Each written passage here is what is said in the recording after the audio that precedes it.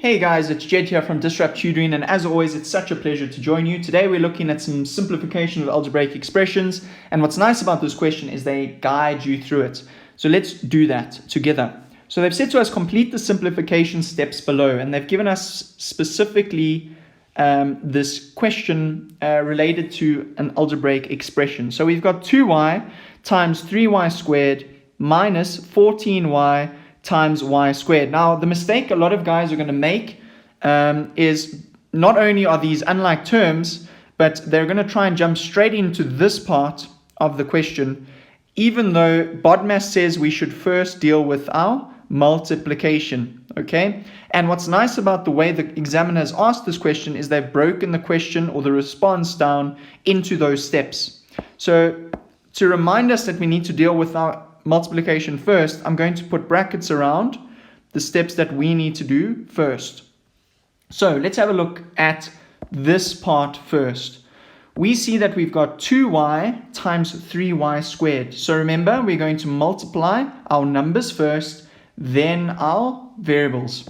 So the numbers first is plus 2 times plus 3. Why am I saying the plus? Well, it's important to note that they're both positive. So a positive times a positive is a positive. 2 times 3 is 6.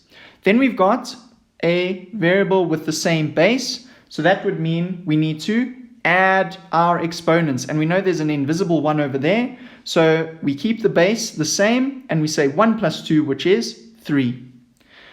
That is that done for the left-hand side, and that gets you a nice easy mark. Now let's focus our attention on the other side. So first we deal with our numbers. Our numbers are minus 14, very important. Okay, that minus belongs to the 14. So we've got minus 14 times 1. So we know it's going to be minus 14. Now we can deal with our letters. Again, we've got y to the 1 and y to the 2, the same base, which means we add up our exponents, which is going to be y to the 3. Now, what do we notice about the terms that are left over? We notice that they are like terms, so we can actually simplify them. So we've got 6 minus 14. How would we do that? So if we are on 6, if we're thinking of 6 on our number line, we've got 0 over there and 6 over there, we need to subtract 14 from 6. So we're going to jump 6 units back to 0, and then what's left? We know that there are 8 units left, which is going to end us up at negative 8. So that means our total answer, or our final answer, is going to be minus 8. And remember, we just write down the variable. We don't have to do anything related to the variable. When we add and subtract like terms, we focus on our coefficients. And that, guys, gets you the full 3 marks for this question. Nice and easy. Good practice for a lot of good skills. So we've dealt with exponents here, we've dealt with like terms, we've dealt with BODMAS, we've dealt with adding and subtracting integers. So it's a really good question to practice all of those skills.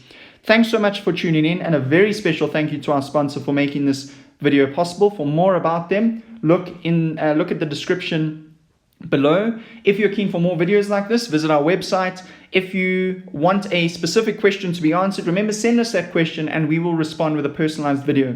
Until the next time, guys, stay epic.